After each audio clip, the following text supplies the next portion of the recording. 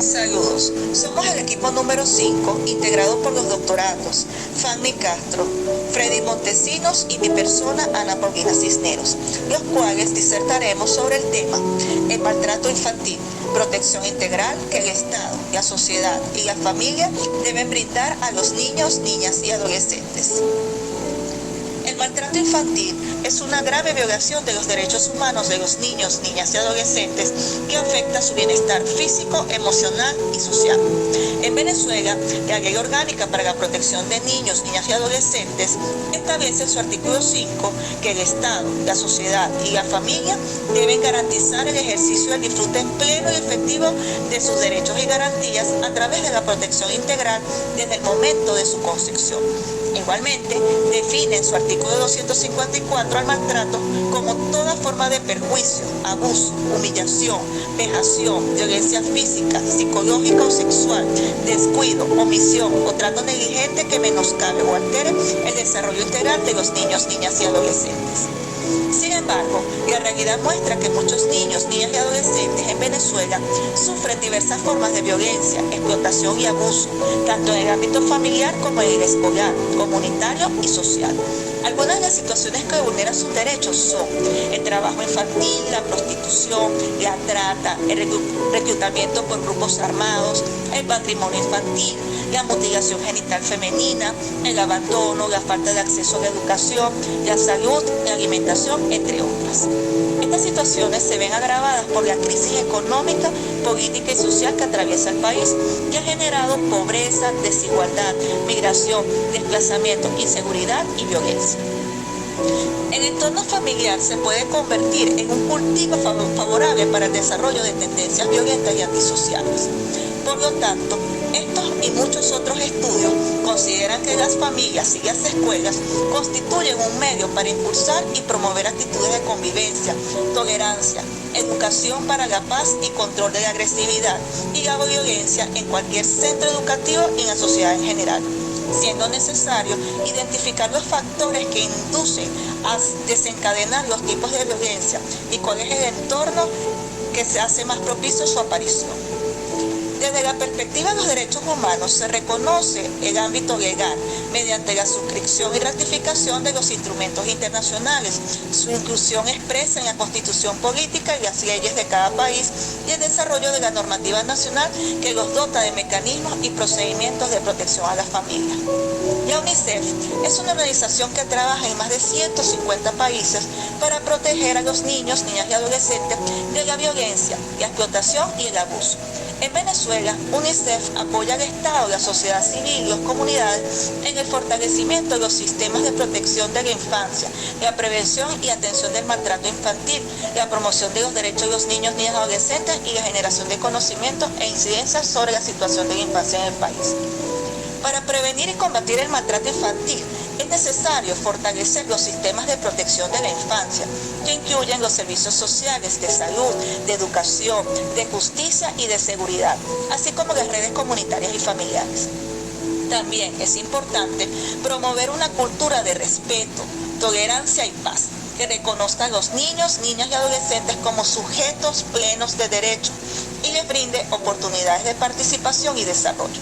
Asimismo, es fundamental contar con datos e información confiables y actualizados sobre la situación de la infancia en el país que permitan diseñar, implementar y evaluar políticas públicas efectivas basadas en la evidencia.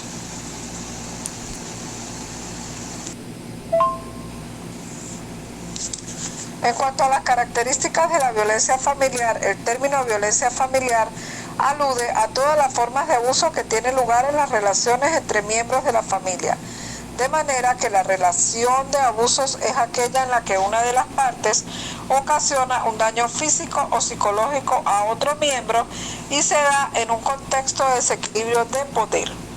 Se debe considerar que la escuela, como parte del Estado y a la vez como sociedad, juega un papel muy importante en la prevención y detección de la violencia familiar, especialmente en lo que concierne al maltrato infantil, tomando en consideración que prácticamente en todos los casos de violencia familiar, los niños se ven afectados, bien porque son también víctimas de la violencia o bien porque presencian las situaciones violentas, lo cual constituye una agresión contra su sano desarrollo emocional y social.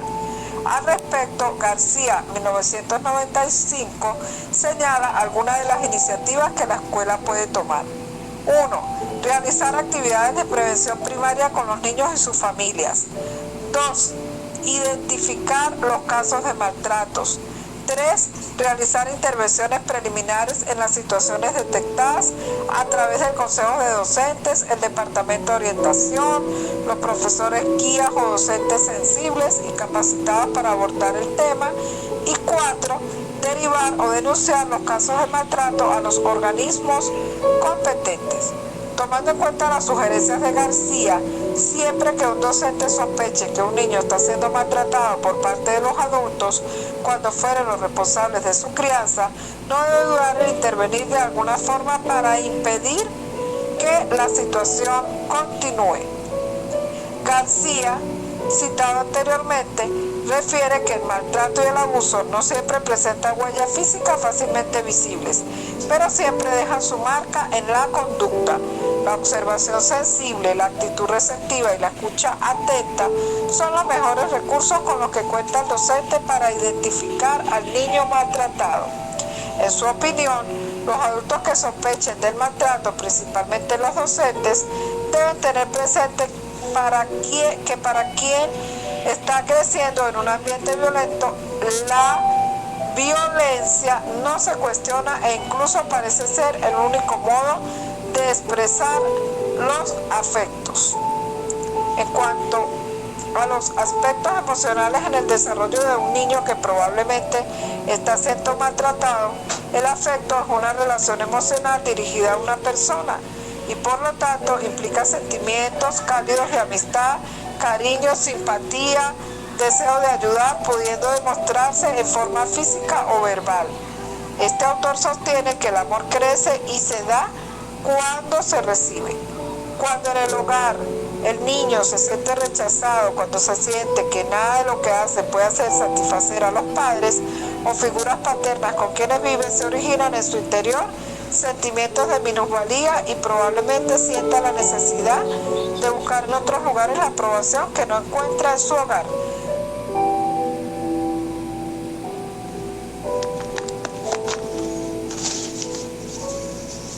Régimen de protección de niños, niñas y adolescentes. Las instancias primarias a las que se debe acudir frente a un caso de maltrato infantil son los consejos de protección del niño, niña y adolescente.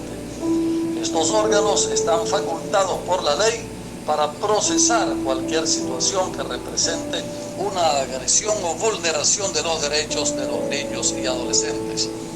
Estas instancias son garantes de que se cumpla lo establecido en la Ley Orgánica de Protección de los Niños, Niñas y Adolescentes. Los consejos de protección dependen directamente de los gobiernos municipales. En caso de tener alguna denuncia, pueden dictar medidas de protección para los pequeños. Esto puede incluir algún tipo de atención médica o psicológica u ordenar la separación del niño de la persona que lo maltrata. La ley también establece en su artículo 119 cuáles son las instancias que integran el Sistema Rector Nacional para la Protección Integral de Niños, Niñas y Adolescentes. Dentro de este sistema se encuentran Ministerio del Poder Popular con competencia en materia de protección integral de niños, niñas y adolescentes, consejos de derechos de niños, niñas y adolescentes y consejos de protección de niños, niñas y adolescentes, ya mencionado como una de las primeras instancias donde denunciar, tribunales de protección de niños, niñas y adolescentes y sala de casación social del Tribunal Supremo de Justicia, Ministerio Público, Servicio Autónomo de Defensa Pública, entidades de atención, Defensoría del Niño, Niña y Adolescentes, los consejos comunales y demás formas de organización popular, las policías administrativas y el CICPC. Es una obligación denunciar. El marco legal además indica que tanto los educadores como los médicos que durante el ejercicio de sus funciones estén al tanto de un caso de violencia contra un menor de edad, están obligados a denunciar. De lo contrario, serán considerados cómplices del delito. También establece en su artículo 121 que el Estado y la sociedad son responsables por la ejecución y control de las políticas de protección de niños, niñas y adolescentes. Organizaciones no gubernamentales como parte de la sociedad civil, ejemplo SECODAT, también tienen en su sitio web una guía sobre cómo denunciar un caso de maltrato infantil. En ese apartado se explica que los órganos receptores mencionados en la lista anterior deben notificar el caso al Consejo de Protección. Esta instancia dictará las medidas de protección respectivas dependiendo del hecho. La denuncia será a su vez notificada al Ministerio Público, que se encargará de dar inicio a los procedimientos penales y de investigación. SECODAT explica que los órganos receptores de las denuncias deben garantizar que el procedimiento sea sencillo, rápido, eficaz y además están en el deber de orientar a la persona que hace la denuncia. En este sentido, detallan que se debe cumplir con lo siguiente: los órganos receptores de denuncia están obligados a informar, orientar y referir a la instancia idónea de acuerdo con los hechos que motiven una denuncia. La denuncia se puede realizar de forma oral o escrita. Si la denuncia es oral, se levantará un acta en presencia del denunciante que contendrá sus declaraciones. Esta acta debe ser firmada por el denunciante y el funcionario que la recibe. Toda denuncia debe especificar los datos de identificación del denunciante, datos de domicilio, narración de los hechos y los nombres de cada una de las personas señaladas en estos.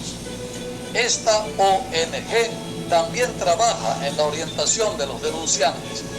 Cada caso que reciben es evaluado por su equipo jurídico, que se encarga de hacer una primera entrevista siguiendo algunas pautas y procedimientos. Cuando la gente llama, nosotros hacemos una primera recepción de los datos, luego una entrevista preliminar.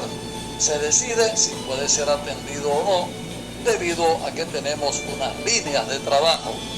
Una vez admitido, se entrevista a los padres o representantes y se avanza. El equipo jurídico determinará, con base en los datos recopilados, si el niño, niña o adolescente se encuentra en situación de riesgo.